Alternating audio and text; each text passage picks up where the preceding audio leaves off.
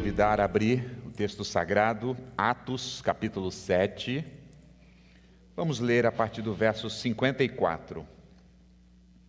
Leremos até o verso 60. Atos, capítulo 7, do 54 ao 60.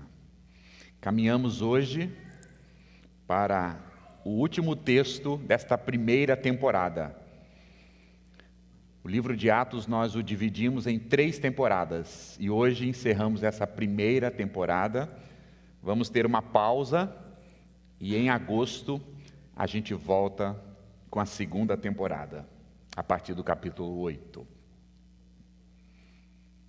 Antes de adentrar ao texto e ao sermão, deixa-me dizer 2 coisas muito pessoais. Primeiro, uma das grandes frustrações do pregador, do pastor que expõe a palavra, é a frustração de não conseguir, com precisão, mostrar a beleza e a profundidade do texto. Por mais que ele leia, estude e se dedique, jamais ele consegue expressar com toda a precisão, toda a beleza, toda a glória, toda a verdade o texto sagrado. Porque o texto da palavra do Senhor são riquezas imensuráveis e nós somos limitados. Mas graças a Deus pelo Espírito Santo, que aplica a palavra aos nossos corações. E mais uma vez, nesta manhã, nesse texto, é um daqueles textos que você, por mais que você se prepare, por mais que você esteja entendendo o texto, transmiti-lo na sua beleza e na sua profundidade, é uma tarefa impossível aos homens. Isso causa uma certa frustração ao pregador. Mas é a maneira de Deus mostrar que ainda somos humanos, limitados, e que a obra não depende de nós, é a obra do Espírito Santo. Em segundo lugar, esse texto que eu vou ler hoje, do 54 ao 60, traz uma carga emocional também sobre mim. Eu não sei se vocês sabem, mas a Vitória, nossa filha, não é a filha única. Eu e Carla tivemos um bebê, uma gestação, e perdemos esse bebê com 8 semanas. Para nós era uma vida, para Deus também. Nós acreditamos que quando aquela semente está no ventre da mulher, já é uma vida. E depois de 8 semanas, a gente nem sabia se era um menino ou uma menina, nós perdemos. Então, nós temos 2 filhos, ou 2 filhas, ou uma filha e um filho. E esse texto, de modo particular, para mim é especial, porque se fosse menino, o nome dele seria Estevão. Já estávamos conversando sobre isso. Porque esse texto, muito tempo atrás, quando eu li, e ainda era solteiro, sem muita proeminência de casamento, eu disse, um dia, se o Senhor me agraciar com um menino, o nome dele será Estevão. Obviamente, se a minha esposa concordar. Então tem um peso, tem uma carga emocional pregar sobre Estevão, para mim também.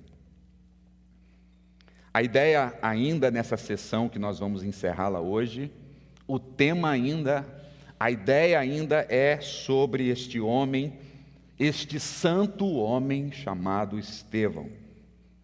Lucas já o introduziu anteriormente no capítulo 6, e Lucas quer mostrá-lo a nós. Lucas quer trazer a pessoa do Estevão para que a gente possa ver e conhecer esse irmão. Ele fora escolhido entre os 7 que haveriam de servir à mesa. Lucas disse que ele era um homem cheio do Espírito Santo, cheio de sabedoria, cheio de graça e poder, cheio de fé, de boa reputação, homem poderoso em palavras e ações e sinais. Não estou falando de Jesus, estou falando de Estevão. É esse homem que é apresentado a nós por Lucas. E hoje, nessa porção, nessa sessão, ainda vamos ver sobre a vida e hoje sobre a morte de Estevão. No verso 9, ainda relembrando vocês, do capítulo 6, no verso 9, nós somos informados que Estevão foi numa sinagoga chamada Sinagoga dos Libertos. E lá, quem eram os frequentadores dessa sinagoga eram aqueles judeus helenistas. Eu já expliquei isso para vocês, que nasceram numa cultura grega, falavam grego. E eles tinham uma sinagoga especial. E Lucas relata no verso 9 que lá estavam os sirineus, os alexandrinos e os da Cilícia e Ásia. E esses homens eram os homens intelectuais. Era chamada ou conhecida a sinagoga dos intelectuais. Gente que era boa em retórica, filosofia, cultura, religião, línguas e outras coisas mais. E foi para lá que Estevão foi pregar. Não sei se de modo proposital, mas nos sermões anteriores nós vemos que Estevão foi para lá, foi pregar, e ele era tão sábio, ele era tão poderoso na palavra de Deus, na sabedoria, que esses homens não puderam com ele. Eles não podiam argumentar com Estevão. Toda a retórica, toda a habilidade, toda a bagagem cultural grega, eles não podiam com Estevão. Diz o texto, verso 9, discutiam, estou no capítulo 6 ainda, com Estevão, mas o verso 10 diz, e não podiam resistir à sabedoria e ao espírito que Estevão falava. Sabe quem provavelmente estava nessa sinagoga quando Estevão estava falando? Um homem chamado Saulo de Tarso, o grande intelectual.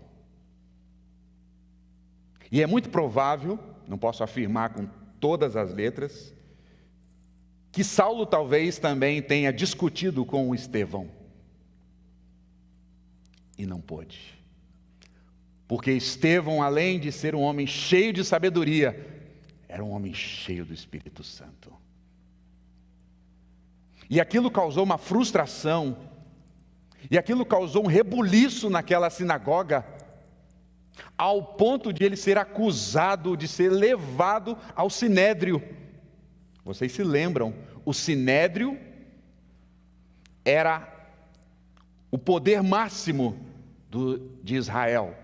Os homens mais importantes, os homens mais poderosos, os homens que deveriam ser vistos como os mais santos, os conhecedores da lei, os guardiões da doutrina, os homens que tinham poderes em suas mãos de vida e de morte. E Estevão estavam diante deles agora, porque como eles não podiam resistir a Estevão, eles o acusaram de modo fraudulento que Estevão estava blasfemando contra o templo e contra a lei, e ele foi levado diante do sinédrio. Repito, provavelmente o apóstolo ainda não era apóstolo, Saulo estava lá. E quando termina essa sessão do verso 6, veja o verso 15. Ainda no capítulo 6. Eles acusavam a Estevão, eles mentiam sobre Estevão. o verso 15 do capítulo 6, todos os que estavam assentados no sinédrio, fitando os olhos em Estevão, viram o seu rosto como se fosse o rosto de anjo.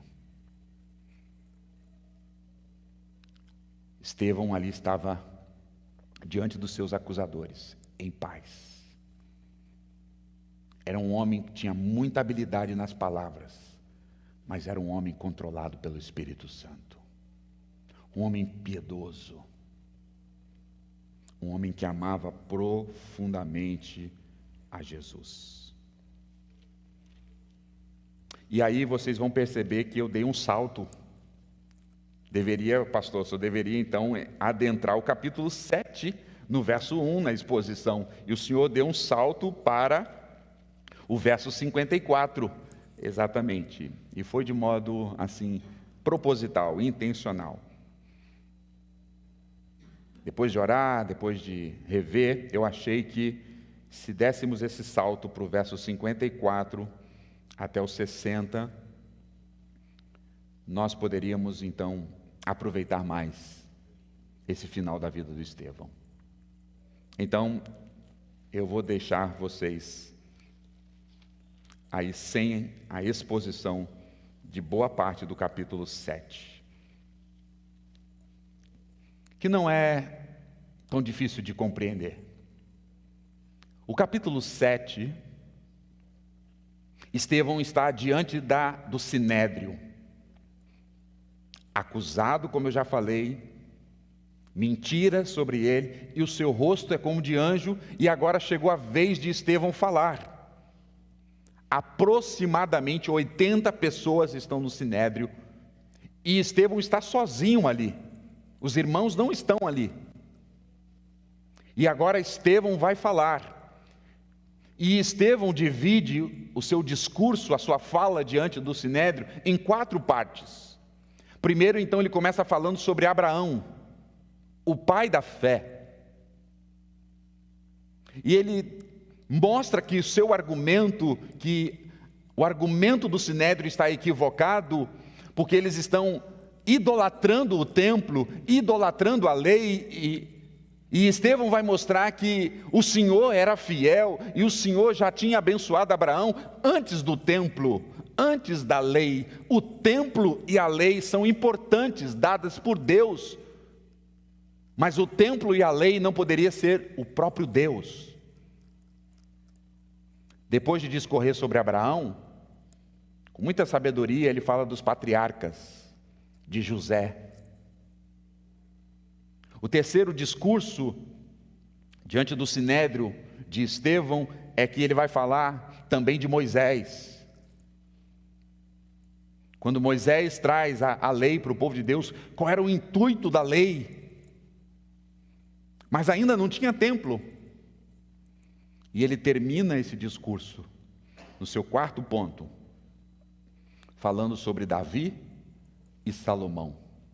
Só depois de Salomão, ou depois de Davi, com Salomão, que o templo vem a existir. Mas Deus estava então reprovando a esses homens. E ele termina dizendo no seu discurso: a lei é Cristo. O fim da lei é Cristo. Ele termina o seu discurso diante de mais de 80 pessoas no sinédrio, os homens mais poderosos daquela terra, dizendo que agora os verdadeiros adoradores não precisam mais do templo para adorar. Eles vão adorar, como disse Jesus, em todo o tempo, em todo lugar, porque o Pai procura verdadeiros adoradores. Esse é o resumo do discurso de Estevão. Então, a partir do verso 54, eu dividi o sermão em 2 partes. Primeiro eu vou falar então sobre a visão de Estevão. Quando ele está no sinédrio, ele tem uma visão sobrenatural, está do verso 54 ao verso 56. Depois, em segundo lugar, eu vou falar sobre o apedrejamento e a oração de Estevão, que vai do verso 57 ao verso 60. 2 partes então o sermão: a vida de Estevão, o apedrejamento e a oração de Estevão. Vamos ler o texto agora, do capítulo 7, do verso 54 em diante. Ouvindo eles, o sinédrio, ouvindo a pregação de Estevão, enfureceram-se no seu coração e rixavam os dentes contra ele. Mas Estevão, cheio do Espírito Santo, fitou os olhos no céu e viu a glória de Deus e Jesus, que estava à sua direita. E disse ele: eis que vejo os céus abertos e o Filho do Homem em pé à destra de Deus. Eles, porém, gritando em alta voz, tamparam os ouvidos e, unânimes, arremeteram-se contra Estevão. E levando-o ou lançando-o para fora da cidade, o apedrejaram. As testemunhas deixaram suas vestes aos pés de um jovem chamado Saulo. E apedrejavam Estevão, que orou, que invocava a Deus, dizendo: Senhor Jesus, recebe o meu espírito. Então, ajoelhando-se, clamou em alta voz: Senhor, não lhes imputes este pecado. E com estas palavras adormeceu. E Saulo consentia em sua morte. Amém. Até aqui, que Deus abençoe sua santa palavra. Pois bem, vamos à primeira parte deste sermão, a visão de Estevão, do 54 ao 56. Talvez o que os leitores esperavam é que depois da pregação de Estevão dizer que aqueles homens estavam com as cerviz duras, estavam obstinados, não queriam obedecer a Deus. Depois de Estevão ter pregado que eles tinham a marca da circuncisão de modo externo, mas eles não tinham a circuncisão interna do coração e nem dos ouvidos. Depois de ousadamente Estevão pregar diante do sinédrio que eles estavam resistindo ao Espírito Santo, como fizeram os seus pais no passado.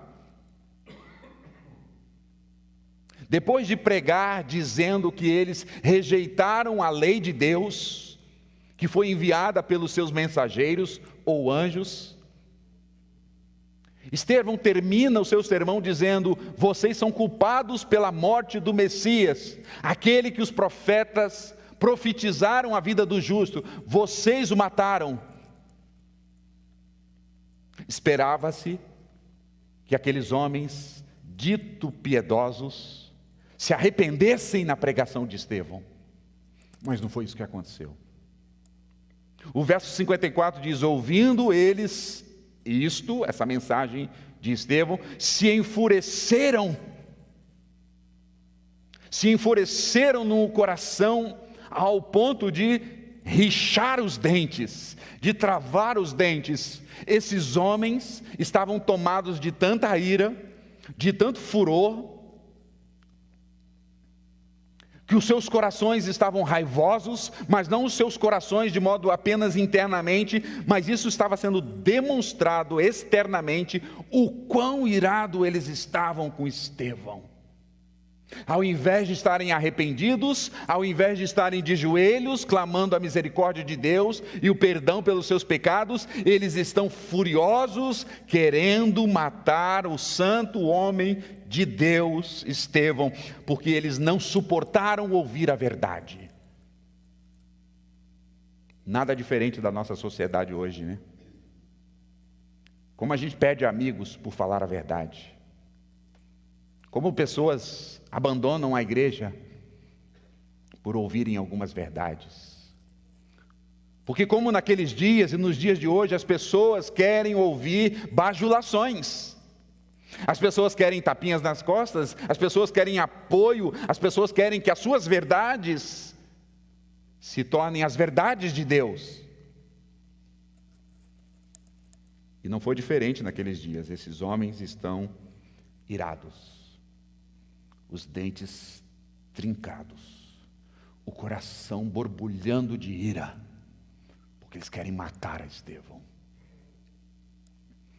Mas no meio de tudo isso, diz o texto sagrado, verso 55, Estevão, no meio daqueles homens que deveriam ser os homens mais mansos, mais piedosos, mais centrados, mas Estevão está como se estivesse numa cova com os leões ou com as serpentes, mas o verso 55 diz que Estevão, cheio do Espírito Santo, colocou os seus olhos no céu. E ao colocar os seus olhos no céu, diz o texto que ele teve uma visão e ele viu a glória de Deus. Lucas quer mostrar para nós que Estevão teve uma visão sobrenatural, celestial. Diante daquele sinédrio raivoso, enfurecido, de gente querendo matá-lo, de gente com o coração tomado pela ira, os dentes e provavelmente as mãos querendo pegá-lo, Estevão tem uma visão, um deslumbre da glória de Deus. Diz o texto que ele viu a glória de Deus. E ver a glória de Deus no Antigo Testamento tinha um ensino e uma verdade. Quando Israel estava pelo deserto, a glória de Deus estava com eles. Uma nuvem de glória, uma nuvem que, como fogo, que iluminava o caminho deles, e uma nuvem que repousava sobre eles para descanso. E aquela nuvem no deserto sobre o povo de Israel era Moisés relatando, mostrando que a presença de Deus estava com o seu povo. Parece-me que esta é a ideia de Lucas aqui. Lucas quer mostrar a nós que nesse momento terrível, nesse momento difícil, quando Estevão está pressionado, quando Estevão está sendo ameaçado, quando Estevão está sendo caluniado, ele tem um deslumbre e ele vê o Senhor, e ver o Senhor pode ser traduzido para nós, sentir a presença de Deus com ele. Não é que ele viu o próprio Deus, porque quem é que pode ver o próprio Deus? Mas a glória de Deus, sendo vista ali por Estevão, era como se ele estivesse nessa visão, sabendo que Deus estava com ele. Ah, meus irmãos e minhas irmãs, todos nós sabemos que Deus está em todos os lugares. Nós sabemos que Deus se faz presente em todos os lugares. Mas parece-nos que há momento na nossa vida que a presença de Deus é tão intensa, é tão poderosa, que foge do mundo natural e que vem sobre o mundo espiritual, e a gente sente a presença de Deus como talvez nunca sentimos em nossa vida, e a presença de Deus toma aquele lugar onde nós estamos. Ah, se você nunca experimentou isso, como é glorioso, como é consolador, como é fortalecedor. Você sabe que Deus está contigo, mas há momentos que essa revelação de Deus, que essa presença de Deus, ela é intensa, e mesmo sendo surreal, mesmo sendo sobrenatural, parece tão real e tão presente que a gente nem sabe explicar. Parece-me que é isso que Estevão está vivendo. Deus sabia o que estava por vir alguns minutos na vida de Estevão. Parece-me que então Deus quer consolá-lo. Porque Estevão é homem. Logo, logo ele vai ser apedrejado, cruelmente, violentamente. E essa visão celestial é o próprio Deus querendo dizer para ele: eu estou contigo, meu servo. A minha presença é real, você pode ver a minha glória, e a minha glória representa a minha presença.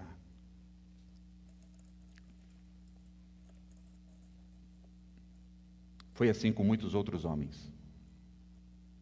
que também viram a glória de Deus e sentiram a presença de Deus.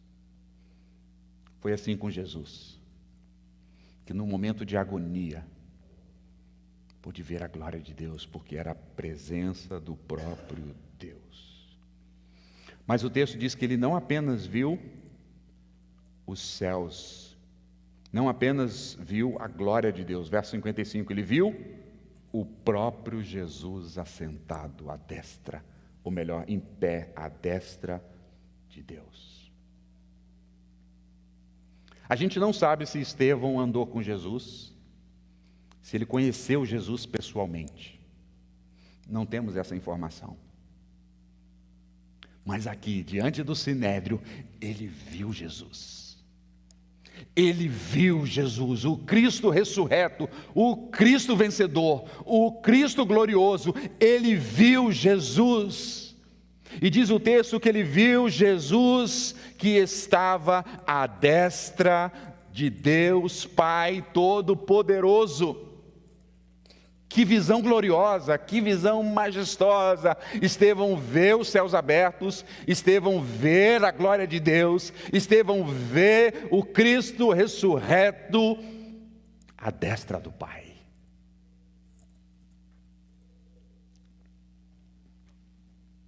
E ele vê o Senhor.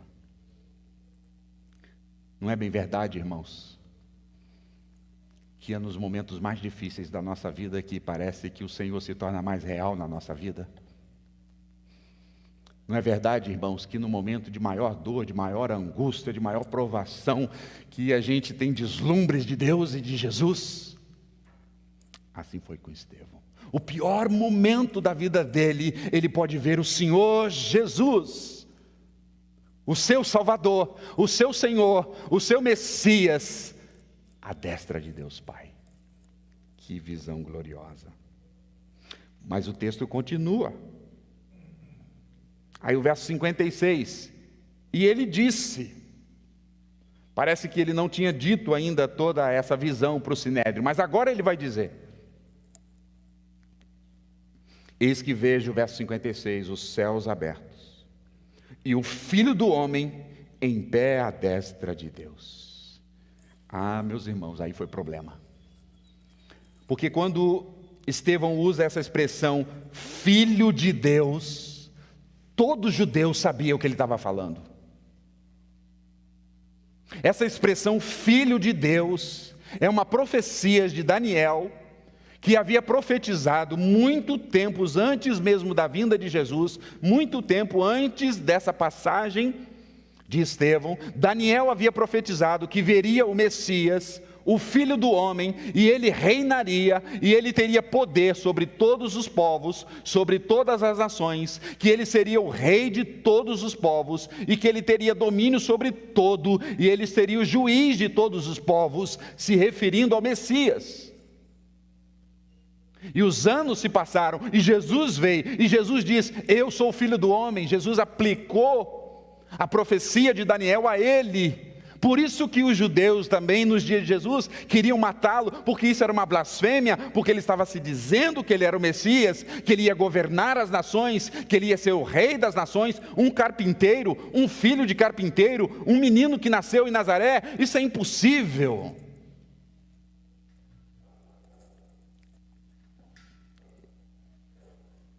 Estevão pega a profecia de Daniel e aplica a Jesus, dizendo, eu vi Jesus Cristo à destra de Deus, Ele é o Filho do Homem. Esses homens agora não vão aguentar tamanha verdade.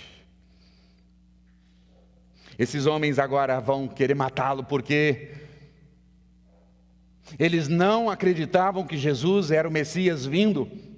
E eles sabiam que estar à destra de Deus era um lugar de destaque, um lugar de honra. E ele não viu Abraão, que era o pai da fé, o pai do povo judeu. Eles não viram Moisés, que era o homem da lei. Eles não viram Elias.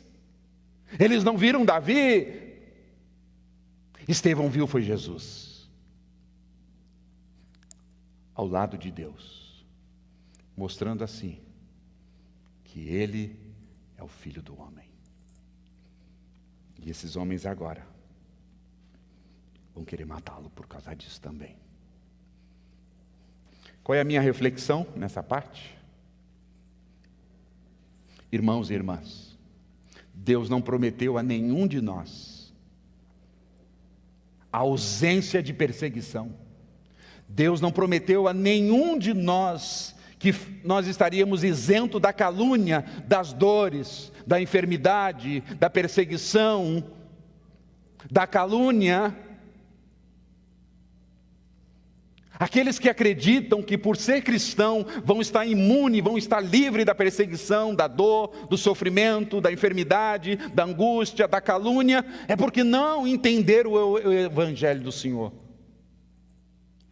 Deus nunca prometeu, Jesus Cristo nunca prometeu para os seus discípulos que eles teriam vida fácil. Na verdade, Jesus falou o contrário disso. Jesus disse: no mundo vocês terão aflições. Jesus disse: porque este mundo perseguiu a mim, e eu sendo mestre de vocês, ele vai perseguir a vocês.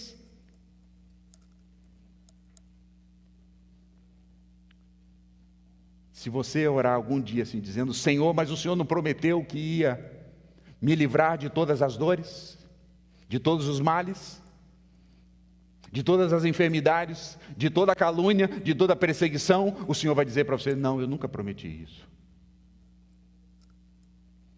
Mas sabe o que o Senhor prometeu? Que Ele estaria conosco.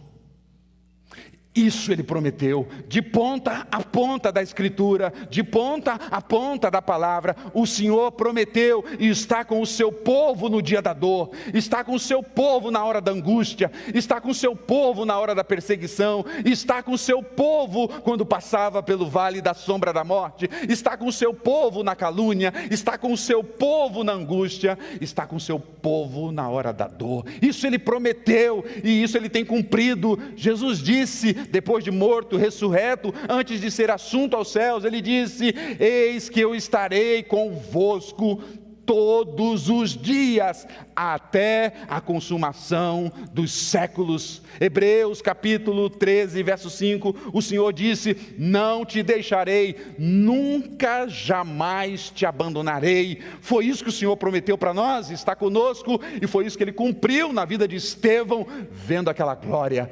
O Senhor estava com ele. O Senhor está conosco. Isaías 43 disse que passaríamos pelas águas, pelos rios, pelo fogo. Mas no verso 1 diz: não temas, porque eu te remi, chamei-te pelo nome, tu és meu. O Senhor nunca nos abandona. Louvado seja o nome do Senhor, porque Ele nunca nos abandona. Na cova dos leões Ele está conosco, na fornalha Ele está conosco, na cruz Ele esteve com Jesus, no sinédrio Ele esteve com Estevão, e em qualquer situação que eu e você, sendo seus filhos, Ele vai estar conosco. Foi isso que Ele prometeu. A visão que Estevão teve era o Senhor gritando e dizendo: eu estou contigo, não temas.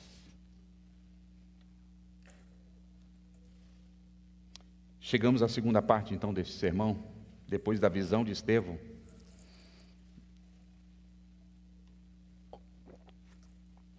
De ver os céus abertos, de ver a glória do Senhor, de ver Jesus à destra do Pai, e declarar que Ele é o Filho do homem, em pé à destra de Deus. Chegamos agora à parte mais difícil: o apedrejamento e a oração de Estevão. A partir do verso 57. Veja então como esses homens reagem. Eles, porém, verso 57, gritando em alta voz, tamparam os ouvidos e unânimes partiram para cima de Estevão. Veja como a cena é descrita. Esses são os homens, a elite da nação de Israel. Os homens que dirigem o povo de Israel.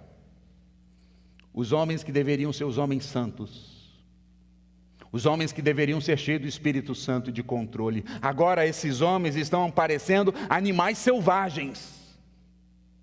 Eles estão loucos. Eles começam a gritar, e eles colocam as mãos sobre os ouvidos, e gritando, eles partem para cima do santo homem de Deus, Estevão. Porque eles querem matá-lo.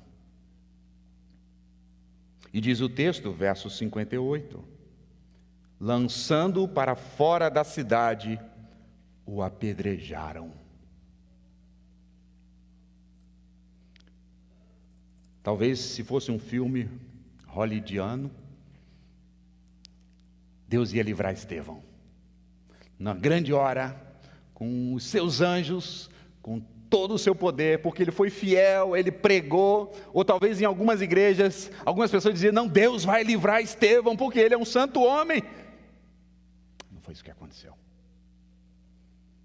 Estevão foi levado para fora da cidade, e foi apedrejado. Deixa eu dar alguns detalhes aqui para você. O julgamento que eles fizeram com Estevão foi injusto. As acusações que eles trouxeram contra Estevão eram mentirosas. A acusação e a sentença era ilegal. Havia todo um procedimento a se cumprir. Eles não fizeram nada disso. Os antigos, quando iam apedrejar alguém, levavam aquela pessoa para ser apedrejada, e ali antes do apedrejamento era perguntado se tem alguma testemunha que quer testemunhar a favor daquele condenado. Isso não foi feito. Quando o povo antigo ia apedrejar alguém, eles perguntavam para o acusado e condenado se ele se arrependia dos seus erros e dos seus pecados. Quem sabe Deus, na sua glória, teria misericórdia para que aquele homem se arrependesse. Eles não perguntaram nada a Estevão.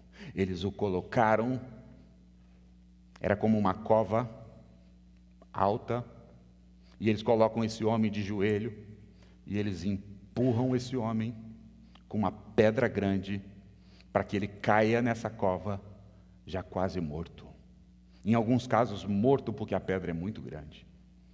Mas se esse homem não morre, esses acusadores, esses líderes, começam a pegar pedra. Gente, não é brita, é pedras. E começam a atirar pedras. E eles estão atirando pedras em Estevão. Com todo o ódio, com toda a ira. Apedrejaram o nosso irmão Estevão até a morte.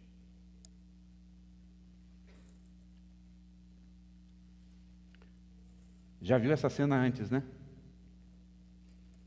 Com o senhor de Estevão foi tudo igual. Julgamento ilegal. Não tinha acusação real contra ele, ele era chamado de inocente. As provas eram falsas. Exatamente como fizeram com Jesus. Mas veja o verso 58, a parte finalzinha do texto. As testemunhas deixaram suas vestes. Era comum então daqueles homens que estavam julgando Estevão tirar as vestes da parte de cima. Porque o condenado estava nu. Eles tiravam as vestes de cima e colocavam aos pés de um homem que era talvez a grande testemunha, um homem de honra, dizendo, esse homem também está consentindo, esse homem honroso, esse homem poderoso, esse homem verdadeiro, esse homem piedoso, está consentindo o que nós vamos fazer. Então eles tiraram as vestes e colocaram aos pés desse homem, e sabem quem era esse homem? O texto diz, 58, a parte B e C do versículo. As testemunhas deixaram suas vestes aos pés de um jovem chamado Saulo. Saulo de Tarso. O que provavelmente estava lá na sinagoga e não podia com Estevão. Agora, Saulo está aqui na condenação de Estevão, consentindo com o apedrejamento de Estevão, com toda aquela falácia, com toda aquela indecência, com toda aquela violência, com todas aquelas calúnias. Saulo, ao receber as vestes, como um membro do Sinédrio também, consente a morte terrível de Estevão. Verso 59.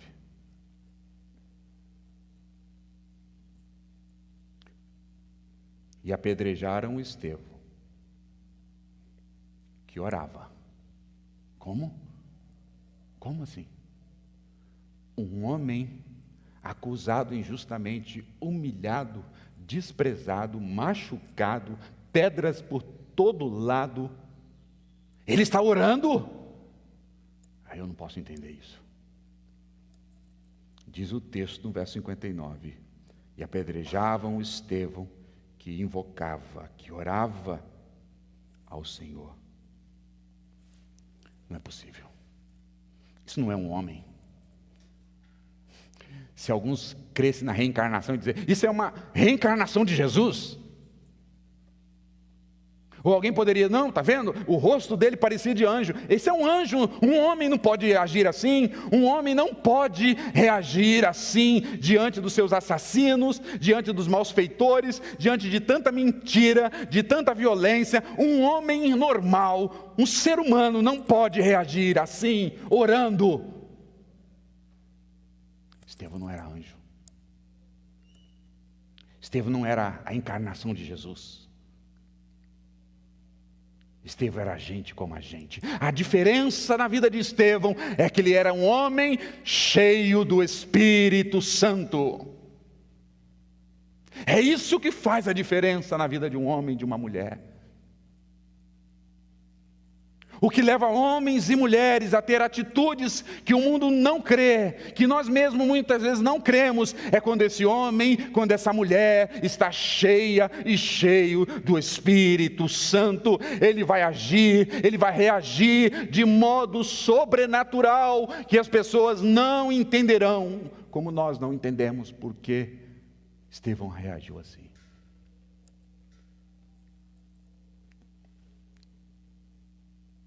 E como foi que ele orou? Ele orou assim: Deus, eu sou teu servo, eu determino que o Senhor me livre desses malfeitores. Eu não aceito essa humilhação. Eu determino, quem está orando aqui é Estevão. Não foi assim que ele orou. Estevão não orou dizendo, Senhor, fulmina esses pecadores malditos, incrédulos, hipócritas, fulmina-os e mande-os direto para o inferno, para serem atormentados pelo diabo e seus demônios. Faz isso, Senhor. Não foi assim que ele orou? Talvez nós oraríamos assim. Mas um homem e uma mulher cheios do Espírito Santo não ora assim. A gente viu várias marcas na vida de Estevão, várias virtudes, boa reputação, fé, sabedoria, homem cheio de sinais e prodígios, poderoso em palavras. Mas o que se repete, o que Lucas repete 4 vezes para enfatizar, era que Estevão era um homem cheio do Espírito Santo. E nós já vimos aqui nessa série que ser cheio do Espírito Santo é ser cheio de Jesus, é estar tomado de Jesus, é estar deslumbrado com Jesus, é estar andando no caminho de Jesus, é querer honrar e glorificar apenas a Jesus. Isso é um homem cheio, uma mulher cheia do Espírito Santo. Não é rodar, não é rodopiar, não é falar em línguas, não é gritar, não é dar cambalhota, não é fazer nada disso. Um homem cheio do Espírito Santo é um homem que reflete a glória de Jesus. Uma mulher cheia do Espírito Santo é uma mulher que reflete a glória de Jesus, que anda com Jesus, que está cheio de Jesus, que está exalando Jesus. Não foi assim que Estevão orou. Sabe como ele orou? 59. Senhor Jesus, recebe o meu espírito. Sabe qual é a palavra aqui? Esperança. Estevão, quando está sendo apedrejado, ele está cheio de esperança. Senhor, recebe o meu espírito. Em outras palavras, Estevão está dizendo assim: eu estou chegando aí, Senhor. Eu estou quase chegando aí. Receba-me. Eu estou quase me encontrando contigo, Senhor. Eu estou quase chegando lá. Recebe o meu espírito. Não há palavras de pavor, não há palavras de medo, não há palavras de ódio. O que tem nos lábios desse homem é uma palavra de esperança, dizendo: Senhor, eu estou caminhando para me encontrar contigo. Recebe o meu espírito por causa da tua obra. Foi assim que ele orou. Como eu oro para que eu possa também, nos fins dos meus dias, seja do que for, inspirado no exemplo de Estevão, terminar os meus últimos suspiros nessa terra dizendo: Senhor, recebe o teu servo, com esperança. Tanta gente morrendo amargurada, tanta gente morrendo irada, tanta gente morrendo revoltada. Estevão não. Um homem cheio do Espírito Santo não. Uma mulher cheia do Espírito Santo não. Quando ele vê a morte, ele diz: estou chegando, Senhor, me aguarde. Estou aguardando aquelas palavras que o Senhor vai me dizer de Mateus 25: vinde bendito de meu Pai. Esperança. É isso que um cristão tem: esperança. Mas como ainda esse homem orou? Se a primeira palavra foi esperança, a segunda palavra da oração dele é misericórdia. Verso 60. Então, ajoelhando-se, orou, clamou, intercedeu em alta voz: Senhor, não lhes imputes este pecado. Como assim, Estevão? Como assim? Estevão está dizendo: Senhor, eu te peço, não coloque na conta desses homens que me julgaram frauduladamente, que me condenaram de modo injusto, que estão sendo violentos contra mim, que estão me humilhando, que vão me apedrejar até a morte. Senhor, eu te peço, não coloque na conta deles esse pecado. Não dá. Não dá. Estevão está cheio de misericórdia para os seus assassinos. Estevão está cheio de misericórdia para aqueles que insultaram a ele, que humilharam a ele. E ele está dizendo: perdoa o Senhor. Obviamente que Estevão está perdoando a eles.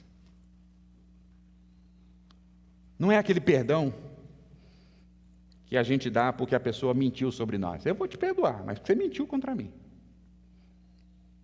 Ou aquele perdão que a gente diz: você me roubou, viu? Tirou um bom dinheiro de mim. Prejuízo financeiro, está na minha conta lá. Não é isso que está em jogo aqui. O que está em jogo aqui é um santo homem cheio do Espírito Santo, orando, perdoando e pedindo a misericórdia de Deus para os homens que estão matando-o. Estevão morre como o seu Senhor morreu. Jesus foi acusado injustamente, Estevão também. Jesus foi condenado por falsas evidências, Estevão também. Jesus morreu dizendo as seguintes palavras: Pai, nas tuas mãos entrego o meu espírito, como Lucas narrou. Estevão também. Jesus também, quando estava morrendo, disse: Pai, perdoa-os, porque eles não sabem o que fazem. Estevão também. Sabe por quê? Porque Estevão é um discípulo de Jesus. Ele está seguindo os passos de Jesus, não só na vida, não só na doutrina, ele está seguindo os passos de Jesus na hora de maior pavor da sua vida, que é o maior desafio para nós.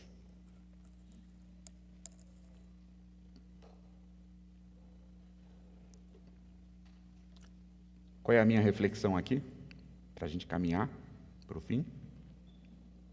Um discípulo é alguém cheio do Espírito Santo. E um discípulo é alguém que tem um coração perdoador. Um coração perdoador. Irmãos e irmãs, se tem uma coisa difícil para nós, é perdoar. Se alguém diz para mim, eu tenho facilidade de perdoar, eu acrescentaria, e de mentir também.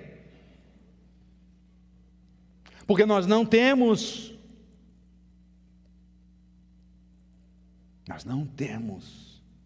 Perdoar é caro para nós, é difícil para nós. O nosso coração rejeita perdoar. Mas Estevão nos inspira que nós devemos ter um coração perdoador. Jesus foi o homem mais misericordioso que passou nessa terra. Perdoou todos os seus ofensores.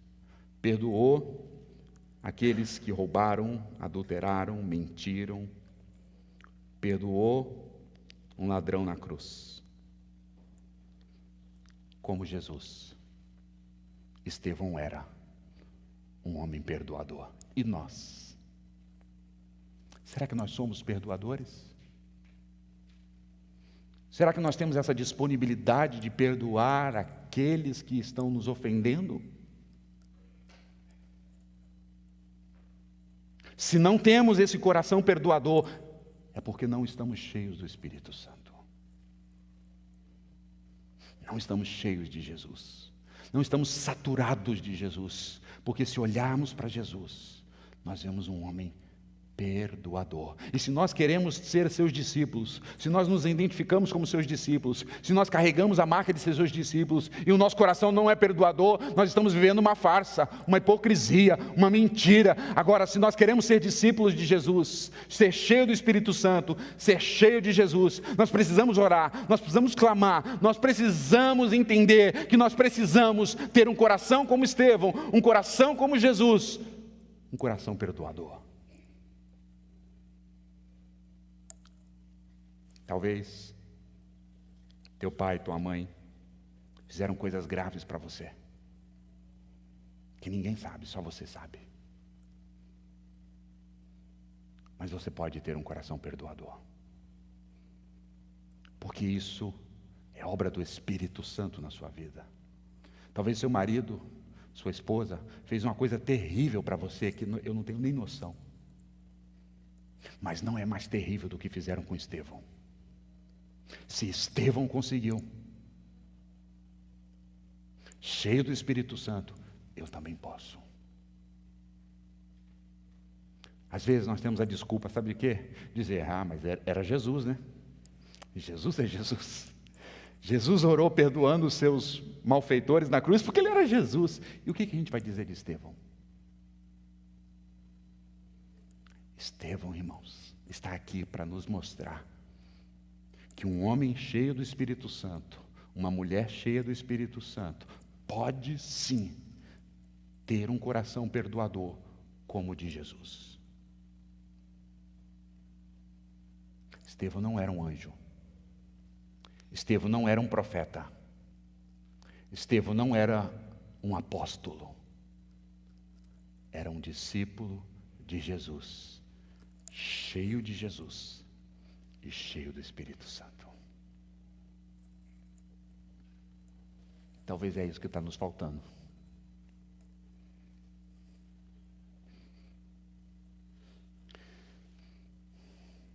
Vocês aguentam mais um pouquinho? Não, né? Eu sei que já foi demais. mas eu vou dar 3 considerações finais. Respira fundo aí, vai. Porque está difícil. Primeiro,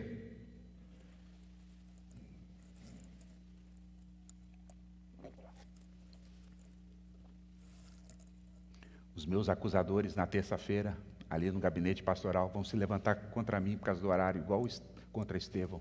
E eu vou estar com o rosto de anjo ali.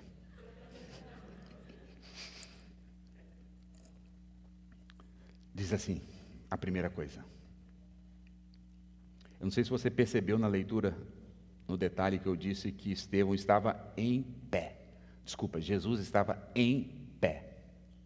Estevão viu Jesus em pé, à destra de Deus. A maioria dos textos bíblicos diz Jesus que está à destra de Deus, sentado. E por que Estevão viu Jesus em pé? Essa é a grande discussão do texto. Os teólogos estudam para cá, estudam para lá, pesquisam para lá, pesquisam para lá. Lucas não deixou a pista. Mas um teólogo disse que uma sugestão, porque Estevão viu Jesus em pé e não assentado. Quem está assentado é o juiz que julga, e Jesus vai estar assentado. Mas naquele momento Jesus não era o juiz ainda. O advogado no tribunal está em pé. Esse comentarista bíblico disse que possivelmente Estevão vê Jesus em pé como seu advogado, intercedendo por ele. Como João nos escreveu na sua primeira carta: filhinhos, temos um advogado junto ao Pai, Jesus Cristo, o justo, intercedendo por nós. Pode ser isso. Talvez daquela visão que Estevão viu Jesus Cristo em pé, ele não estava ali para julgar nem a Estevão, nem tampouco aqueles homens, mas Jesus estava ali intercedendo como um advogado pela vida de Estevão e pela vida também dos seus opositores. Irmãos e irmãs, Jesus continua intercedendo por nós até hoje. Lembre-se disso na hora que você estiver no momento de pavor. Lembre-se disso, pelo amor de Deus, quando você estiver diante dos seus acusadores. Lembre-se disso quando você estiver sendo humilhado. Você também pode levantar os seus olhos e ver Jesus em pé, intercedendo como um advogado pela sua causa, intercedendo por ti, porque ele fez isso com Estevão, ele fez isso com seus santos apóstolos, ele fez isso com seus profetas, e ele fez isso e fará isso com cada um dos seus filhos. Nós temos um advogado à destra de Deus, intercedendo por nós. Segunda consideração que eu queria trazer desse sermão ainda. A Bíblia diz que muito pode a oração de um justo. E Estevão termina os seus dias orando, intercedendo. Deus ouviu a oração de Estevão. Não atendeu naquele momento. Qual foi a segunda oração de Estevão? Senhor, não impute sobre eles este pecado. Deus ouviu. Passados-se meses e meses depois, o Senhor alcançou o apóstolo, agora Paulo, que antes era Saulo, que estava consentindo na morte de Estevão, pela intercessão de Estevão. O Senhor não imputou esse pecado sobre Saulo, que se tornou Paulo, o grande pregador, o grande missionário, o grande homem da fé, porque o Senhor atendeu a oração de um simples homem cheio do Espírito Santo, chamado Estevão, que intercedeu por Saulo, que estava ali com ódio, dizendo: mate-o. Muito pode a oração de um santo homem de Deus, de uma santa mulher de Deus. Paulo ou Saulo era o mais improvável à conversão. Você tem orado por alguém? É uma pessoa improvável? Continue. Está orando pela conversão do seu pai, da sua mãe, do seu irmão, da sua irmã, do seu tio. Mas ele, pastor, só tem que ver. Ele é avesso a tudo do Evangelho. Continue orando. Assim era Paulo. E a intercessão de Estevão diante da glória do Senhor alcançou a graça de Deus na vida de Saulo, que se tornou o grande homem de Deus. Eu tenho por mim que o herói da fé na vida de Paulo era um Estevão. Ele vai relatar isso depois lá na frente. Continue orando, irmão. Continue intercedendo, porque muito pode a oração de um justo. E finalmente, por fim. Finalmente, por fim, foi boa, né? Você sabe qual é o significado do nome Estevão?